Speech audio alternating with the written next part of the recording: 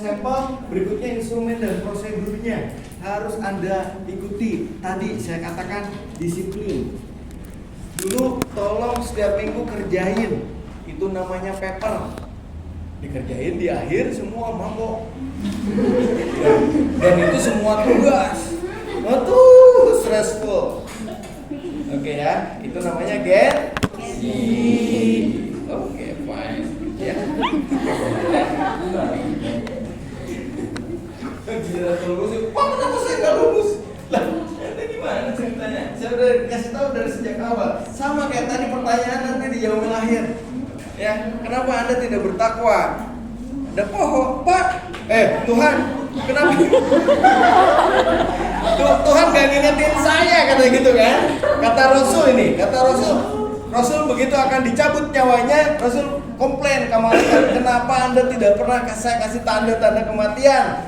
Tuhan sudah menjawab, ente kan sudah diberi sakit, ente kan sudah dikasih musibah, ente kan sudah dikasih segalanya, kenapa ente gak ingat mati? Begitu, udah diingetin. Ya, Anda sakit tuh gak inget ya, kalau udah sehat ya. Oh pas sakit pas ditengokin kok mau baca Yasin semua. Udah horor aja kan. Nah tapi begitu sehat, everything forget it.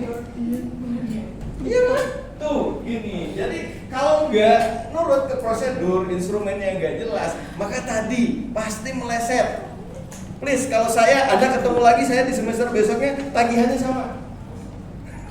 Udah, jadi kalau nggak dicicil, kebayang tuh, gitu, jatuh temponya banyak, gitu ya, jatuh temponya banyak, pusing, gitu. Oke, ya. Nah berikutnya baru gunakan teknik.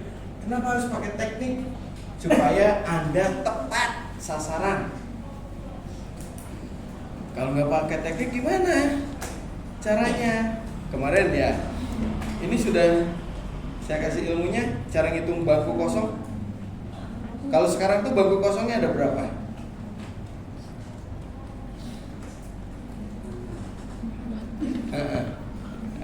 Ada? 4, 5, 6, 7. Kan? Ya. Karena apa? Anda nggak berdiri. Oh iya. Yang paling bagus tuh maju. 1, 2, 3, 4, 5, 6, 7, 8, 9. Itu namanya teknik. Sekarang saya hitung berapa jumlah orang di sini. Salah, hitungnya kemana? Hitung kursi tadi, defaultnya kursi kelas itu berapa? 50, potong tadi 7 berapa? Jadi 43. Nah, berarti jumlah penduduk di kelas ini 43, gitu caranya. Tapi kalau bangkunya banyak kosong, orangnya sampai potong sebelah sini, itu orangnya aja. Oh, kenapa yang hadir kursinya nggak usah dihitung. Saya kursi bis gini. Ya, yang kontrol kan ada. Itulah yang hitungan.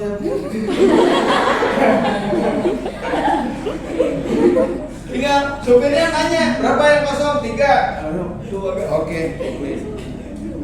Kan lihat yang kosong. Kalau lihat yang penuh, oh berarti bangku kosong juga. Oke. Jangan. Beres. Itu namanya teknik. Ya. Anda cara naik motor kumaha?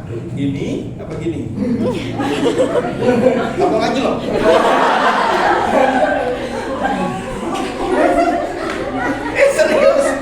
Serius. Itu metode. Dan Seralah.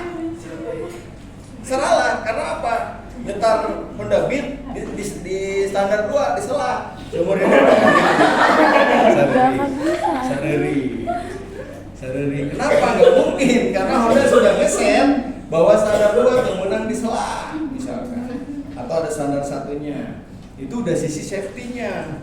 Makanya lihat kan yang di standar tetap disela. Gitu. Makanya motor balap mah nggak ada selah, dorong. Bingung Anda, kumang heru bener motor balap. Minta baturan dorong kan. Gitu. Cara menghidupkan kendaraan. Teknik analisis data. Berikutnya adalah validitas reliable tadi. Jadi kalau udah diuji teknik datanya, baru kita pastikan ya bahwa datanya itu tervalidasi dengan baik. Gimana caranya diuji datanya? Kalau bikin sistem ya dimasukkan input, proses, outputnya dikontrol. Itu sampai ke validitas dan reliable.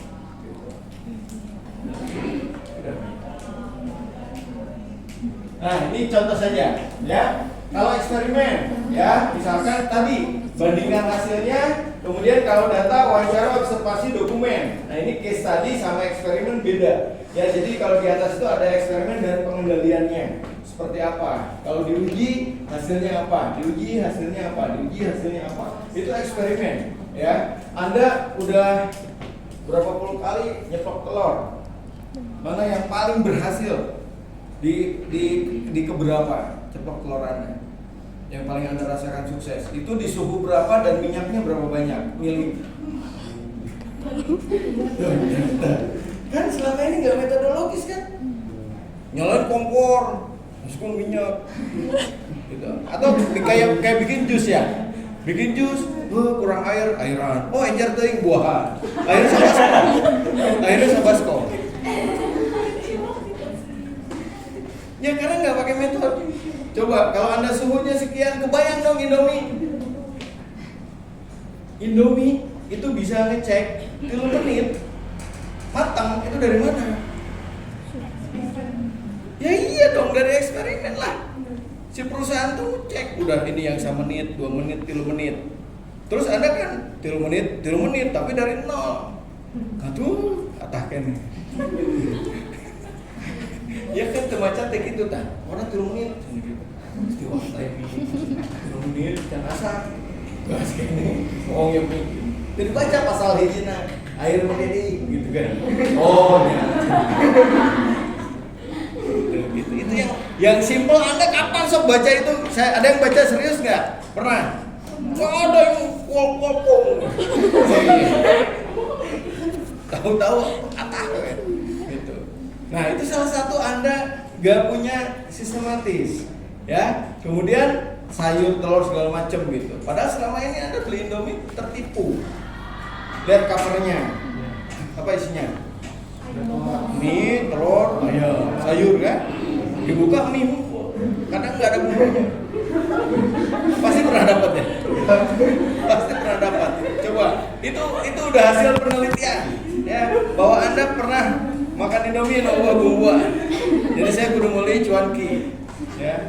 Maki ya bumbuan ta cuankian gitu. Nah, itu pakai metode 3 menit dari udah dihitung tuh. Jadi harusnya dihitung suhunya di berapa derajat. Berarti anggap 100 derajat dalam 3 menit. Berarti mekar mie-nya sempurna. Gitu. Oke, udah selesai, angkat cemplung nah garing ngancai jeung mie. Ya kan? Harusnya ada ayam, ada telurnya, gitu kan, ada sayurnya di gambar. Sama kayak bubur ayam. Kalau bubur ayam bahan bakunya apa? Ayam. Ya iya dong. Namanya apa judulnya? Bubur ayam. Bahan baku? Ayam. Salah kan? Mie ayam. Bahan baku? Ayam. Nah, tertipu kan? Pas datang kenapa jadi bubur beras? Kan saya bubur ayam. Tahu ayamnya proporsinya berapa? Daki sing manghungkol.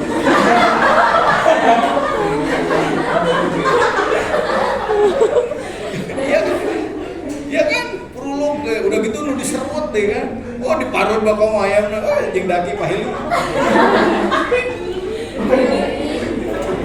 Itu yang Anda konsumsi. Gitu. Tuh, yang kedua, si Mang tadi bubur ditanya nggak halal haramnya? Enggak. Nah, nanti makan. Baru giliran McD, haram. Kali tukang bubur tak mau kowe. Tanya tuh, Mang halal? Halal kan? Eta hayam di mana? Anu tetangga kan.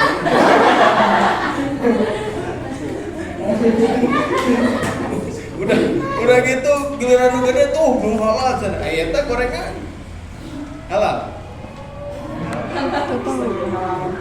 Salah halal banget.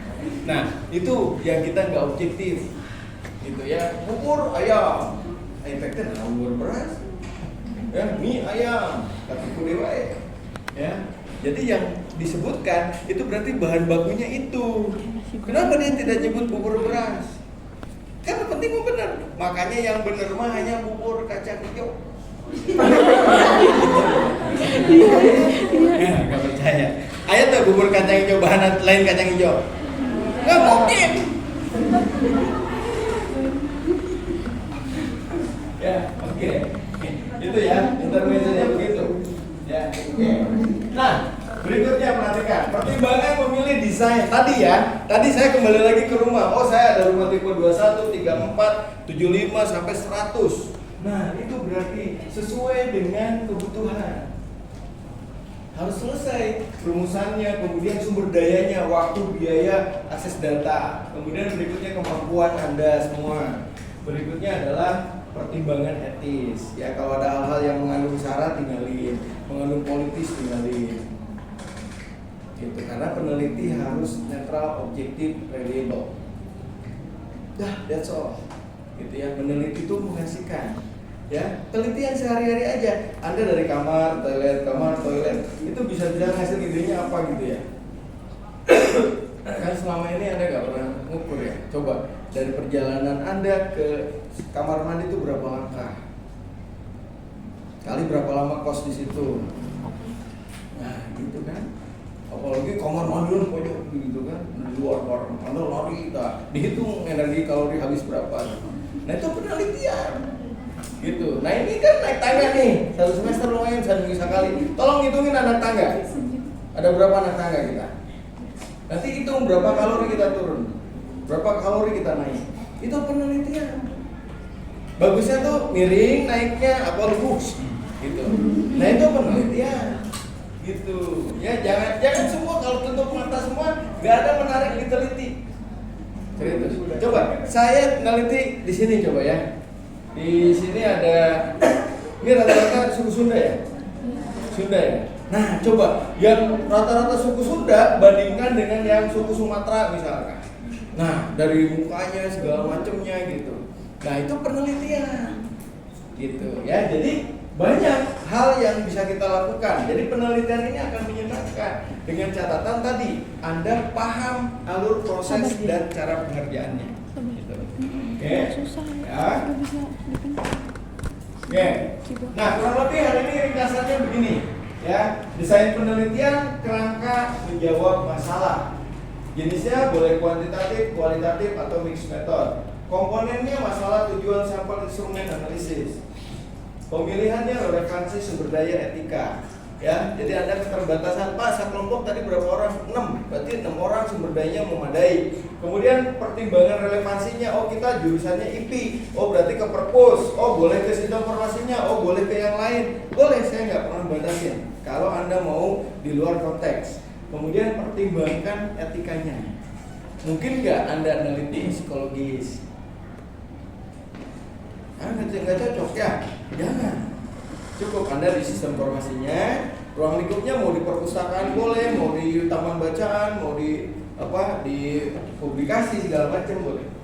Oke, itu saja teman-teman. Silakan kita diskusikan untuk kalau ada yang tanyakan boleh sebelum diskusi judul.